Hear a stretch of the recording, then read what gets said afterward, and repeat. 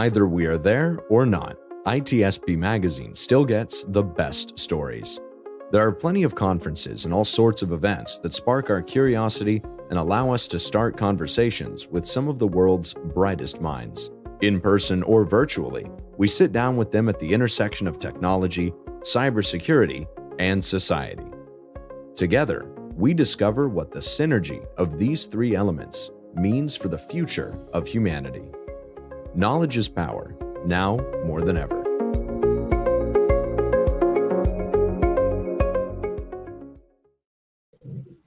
And here we are again. I hope people are not bored with us yet. I'm bored with you. Oh, God. 10 times today I see you already. I know. But you know what? I'm not bored. I'm not bored. What's that? I was able to shake you off yesterday, but today you're hanging on full strength.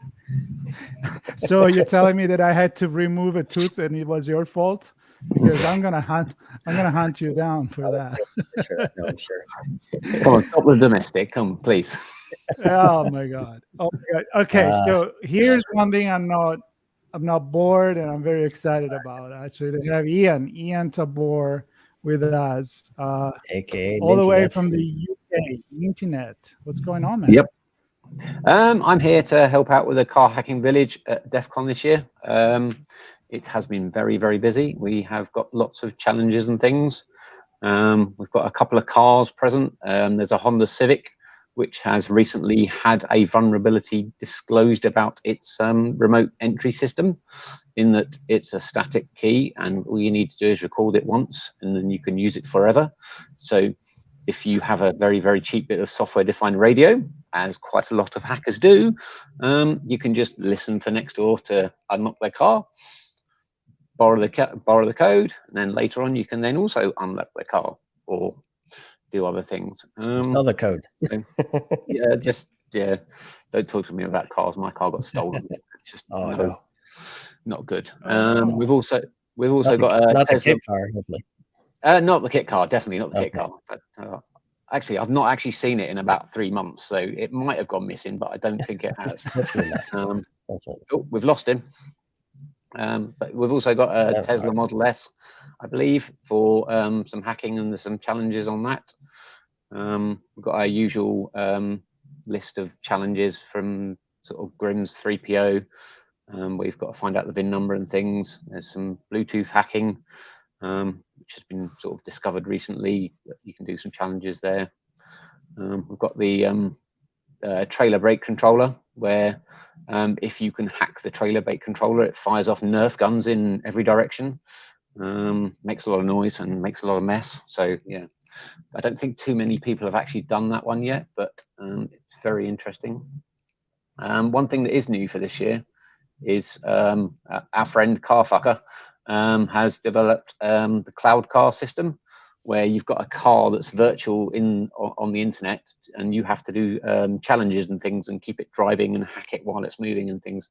So that's very interesting. I haven't had a play with it yet myself because I've been busy just helping out generally. So yeah, the CTF's going very, very well. It's been very busy.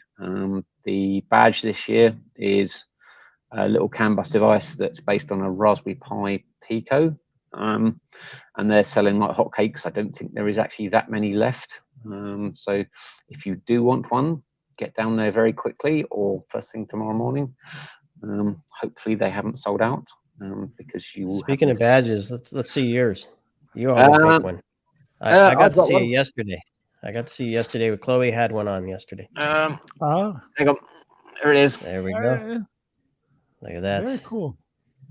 But it's bigger than the one I had from a couple of years ago. Yeah, the one you had from a couple of years ago is just the top half, but or the bottom half, and I've basically put it together. But if you wait about 20 seconds, his eyes will start lighting up like that. It looks a bit evil, but it cycles through the colours and it looks a bit weird. But yes, he's being very cheeky.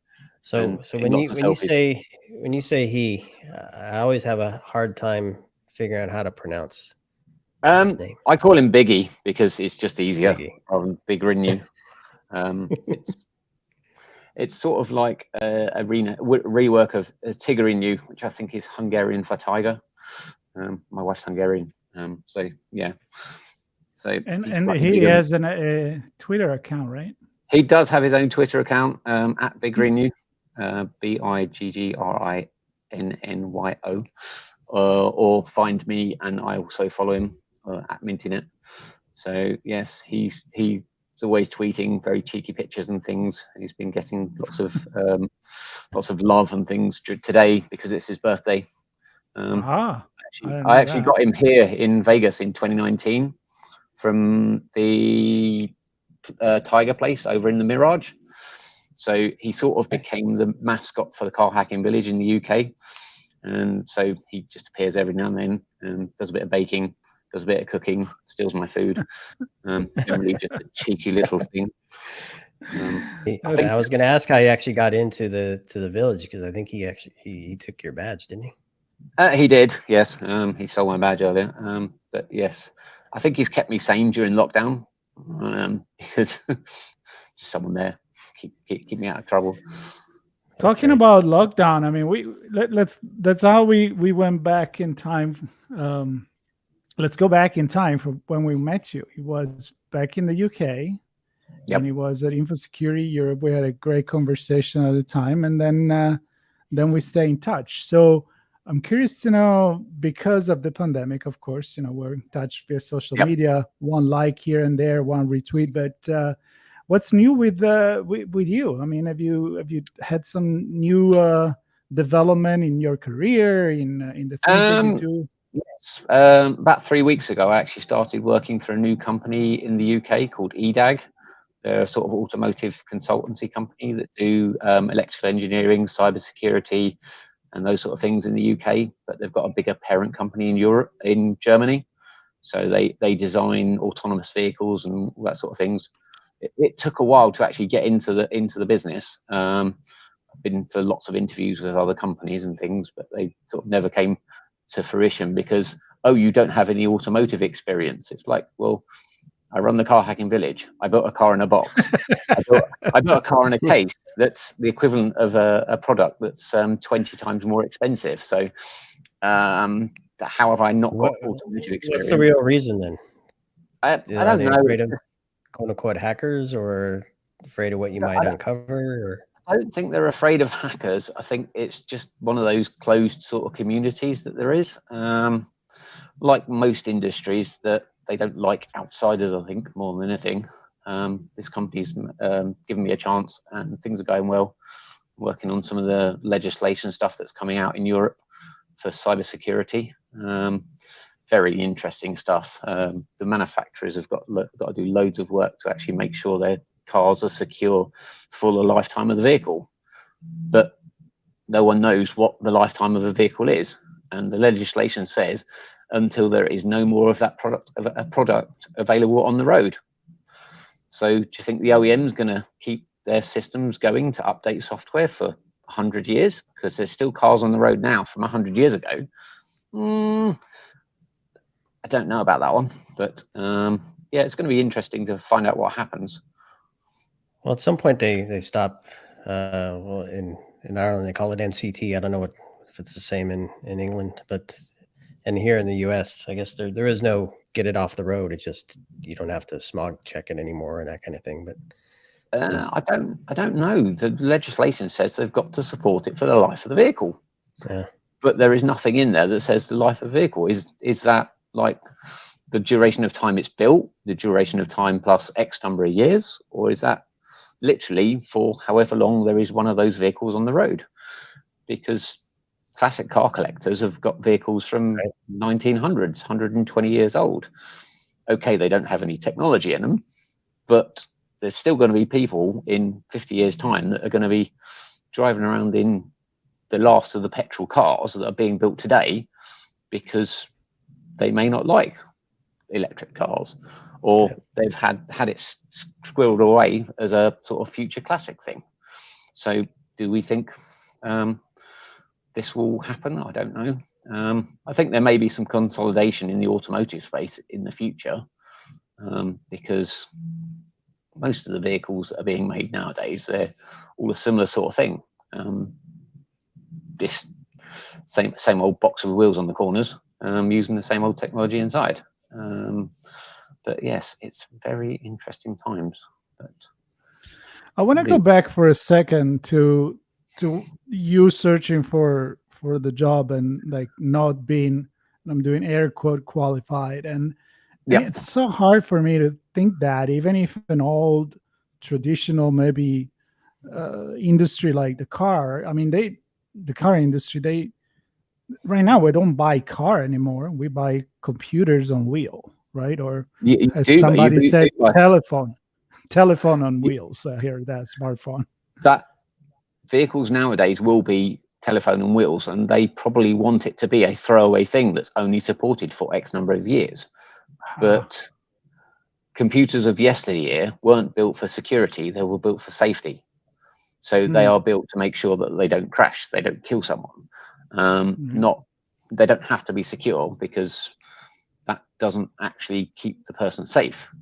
Well, technically it does, because if someone hacks it and turns the brakes off, the manufacturer could be potentially liable for whatever happens in that situation, which could be tragedy, death, or massive circumstances. What would happen if someone hacked all the police cars and turned them all off? Or what would happen if someone hacked all the ambulances and shut down all the ambulances? You wouldn't have any ambulances, but you'd also have quite a lot of probably traffic jams of ambulances stuck out on the road not doing a lot. And then the service knock-ons for those sort of services could be very, very dangerous and dodgy to other people. But yeah, strange.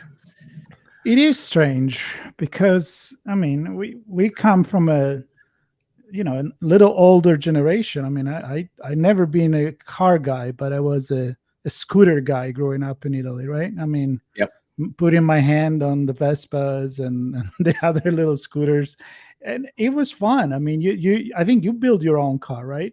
I have done, yes. It's not as advanced as cars today, but it's like car hacking. What do you define as car hacking? Once upon a time, car hacking would be changing the carburetor to a slightly bigger carburetor to give it a bit more power. Right. Whereas today, it's an electronic thing where someone goes in and changes a couple of things in a computer system and makes it do something slightly different that it may or may not have been designed to do. Which you can do through the Car Hacking Village badge. Yeah. Yes, you can. The Car Hacking Village badge has some very interesting attacks it can do on your vehicle. Be very careful if you are going to touch your own vehicle, because you can brick your vehicle like I have done previously, but that's a different discussion. Don't try this at home, right? No, you've just got to be aware of the risk. There is a possibility that your car may not work again. I'm sure I've told you the story of my Jaguar that I had. Plugged in a thing and turned it on. It lit up like a I remember that. And then said, "Cannot find gearbox." It's like, yeah, great. I got it back eventually, but it did take 3.5 weeks to learn how to change gear again. But if you find a car hacker that hasn't bricked their own car, they're either not trying hard enough or they're lying. So I love that. Take responsibility. Test on your own, right?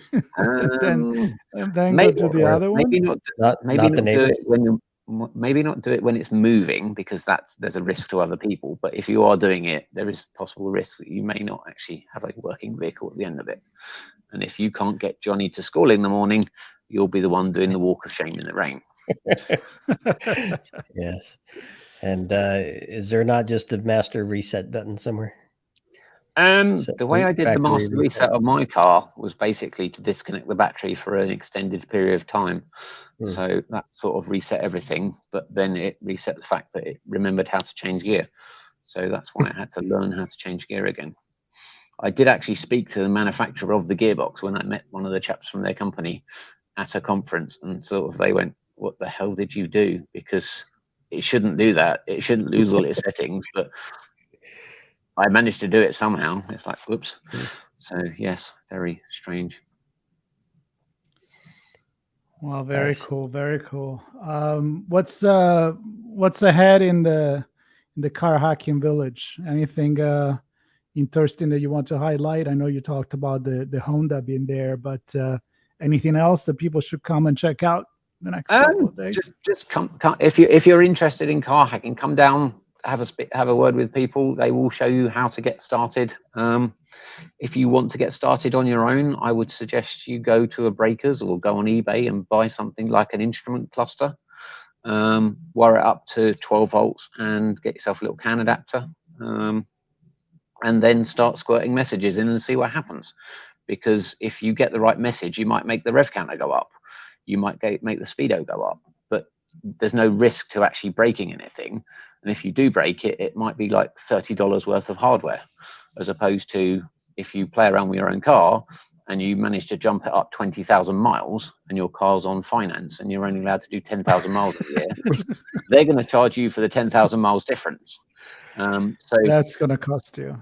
It's if you're going to do that though, jump it up 1 million miles, because then you can say, well, if you can prove that I could drive that car that distance in the time between the last service and now, I'll pay for it. But if it's jumped up 1 million miles, that's on you. You'd have had to be doing like 150 mile an hour for like 3.5 weeks or something stupid just to actually get that number of miles through. So if you're going to do it, go big or go home, but at least have the balls to then try and stand up behind it and say, look, I didn't touch it. It's just like, yep, something happened. I turned the key on and it's mysteriously higher than it was previously. Make sure you disconnect the cables though before you ring them up and say, yeah, there's something wrong. But, I'm pretty sure in the small print it says, "Don't hack the fucking car." I don't think it puts it quite as politely as that, or impolitely as that. But I think it's implied just that just get to the point. You shouldn't really do it. But if it's your car, you can do what you like potentially. That's but true. the thing is, nowadays, most people never buy a car outright. It's on finance. So if you hack that car and you break it, who's liable? The finance company or you? Yep. Because if you break it, the finance company are going to come after you. Yes. Can you turn the odometer to hex? Probably. or Roman numeral. What's the only number you can't represent in Roman numerals? I don't know. It's a bit of trivia. 0. You can't do 0 in Roman numerals. You start at 1, I guess. Yep. Or do you represent it as 1 minus 1? I don't know. It's got to be a way. I don't think there is. It's I never asked myself that, and I can see, I can read the Roman numbers, but I think you're right. Yeah, I mean, even if you want to do a number with that is I don't know, 500, and you have like the D or the L, and that's yep. That's including L, the 0, which means the 0 with it. You're totally right. I just learned something that is not about cars. I love it. Thank you, Ian. I appreciate that. And I really appreciate your time to catch up with us. And unfortunately, we couldn't be there to meet you in person. And I hopefully hope to meet you in the UK again, because that means I'm actually going there. So that'll be very cool. I miss London, and I miss to visit the UK actually. Are you planning to come over to InfoSec later in the year? I would love to. Yeah. Yeah, for sure. Yeah, I mean, I did my trip post-pandemic to go visit my family in Italy not too long ago. Yep. I didn't make it in the UK. I went to Zurich and Switzerland for a few days. It was really nice to finally be traveling again. And so I really love London and the whole UK. So I'm looking forward to that, and to hang out with you and other friends from the InfoSecurity group in the UK, which we do know many, Sean, and I want to take the opportunity to say hi to Hall. I'm not going to list them here because I will forget someone for sure. You're going to piss off somebody you forget, exactly. You will forget someone. That's right. That's right. Yeah, that's why I say everyone. We'll stick with Minty and Biggie, and thank you both for joining us and doing what you do for the car hacking village. Definitely. you guys volunteer for this stuff, and it's your time. Granted, it's fun, but still your time giving back to the community and ultimately giving back to society. So if it gets some appreciate more, you. if it gets some more people involved and help to secure the world, it's good. So that's what it's done there for, really. Yep, exactly. Absolutely. People need to appreciate that. They're not there making money. They're there to do good and make the community grow. So big applause to that one. Good to see you, Ian. Take care. Say hi to everybody on the floor. Safe journey back, and catch you soon. See you later. And everybody else, stay tuned. We have a few more chats here live on ITSP Magazine. Thanks, everyone. We are.